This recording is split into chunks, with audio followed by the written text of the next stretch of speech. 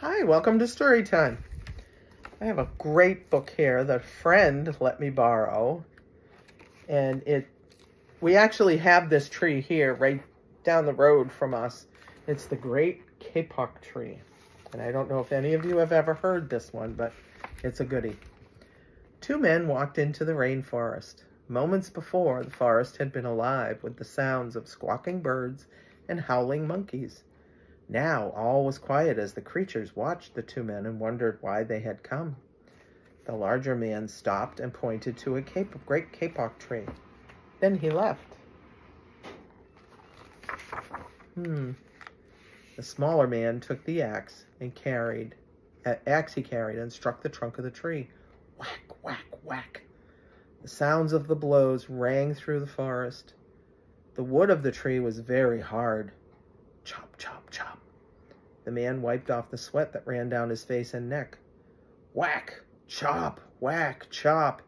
Soon the man grew tired. He sat down to rest at the foot of the great kapok tree. Before he knew it, the heat and hum of the forest had lulled him to sleep. You see him right there?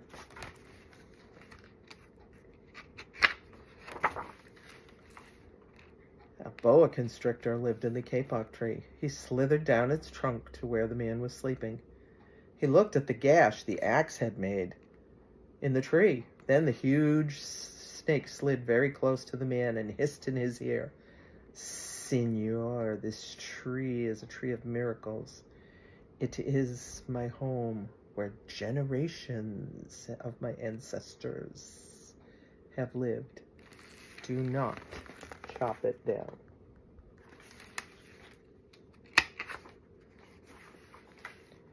A bee buzzed in the sleeping man's ear. Senor, my hive is in this kapok tree, and I fly from tree to tree and flower to flower, collecting pollen. In this way, I pollinate the trees and flowers throughout the rainforest. You see, all living things depend on one another. There's the bee in his ear. Excuse me. A troop of monkeys scampered down from the canopy of the kapok tree. They chattered to the sleeping man. Senor, we have seen the ways of man. You chop down one tree, then come back for another and another. The roots of these great trees will wither and die, and there will be nothing left to hold the earth in place. When the heavy rains come, the soil will be washed away, and the forest will become a desert.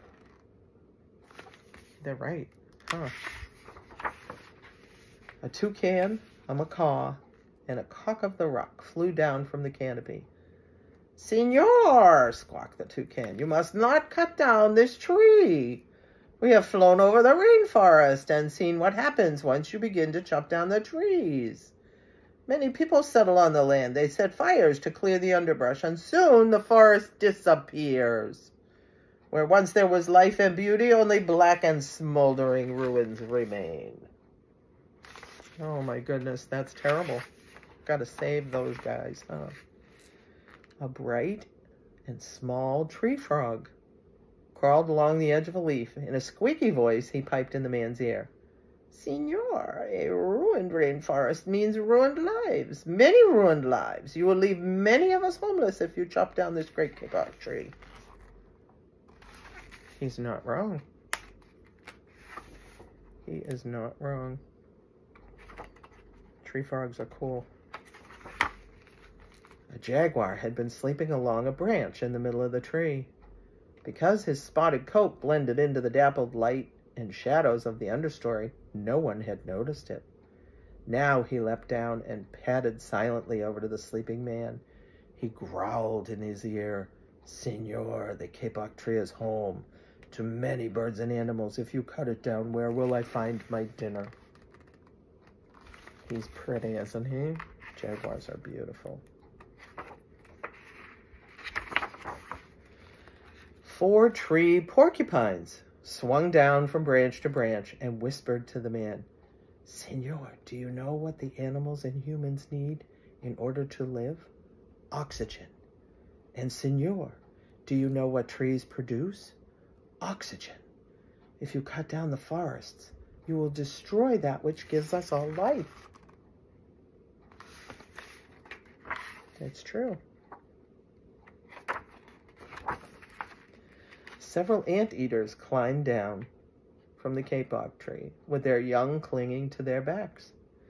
The unstriped anteater said to the sleeping man, "Senor, you are chopping down this tree with no thought for the future, and surely you know what happens tomorrow depends on what you do today. The big man tells you to chop down a beautiful tree. He does not think of his own children, who tomorrow must live in a world without trees." Very true.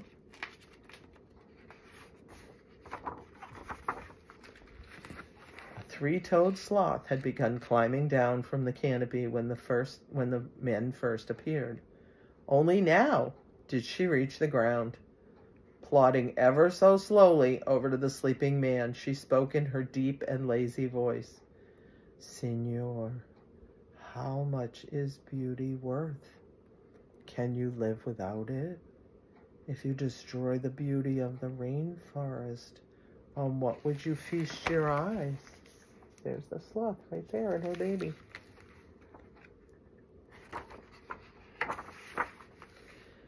A child from the Yanomamo tribe who lived in the rainforest knelt over the sleeping man. He murmured in his ear, "Senor, when you awake, please look upon us all with new eyes." I hope he does.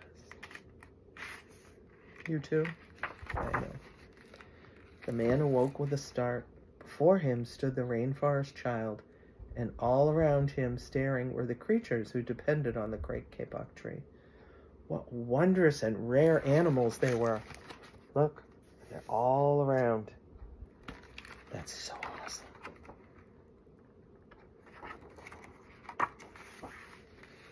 The man looked about and saw the sun streaming through the canopy. Spots of bright light glowed like jewels amidst the dark green forest. Strange and beautiful plants seemed to dangle in the air, suspended from the great kapok tree. The man smelled the fragrant perfume of their flowers. He felt the steamy mist rising from the forest floor, but he heard no sound, for the creatures were strangely silent. Aren't those beautiful plants? Beautiful.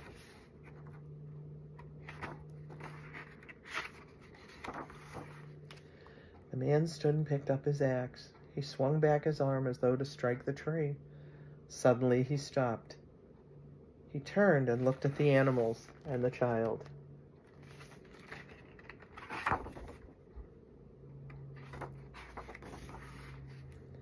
He hesitated. Then he dropped the axe and walked out of the rainforest. It's one of my favorite books. I hope you enjoyed it as much as I enjoyed reading it.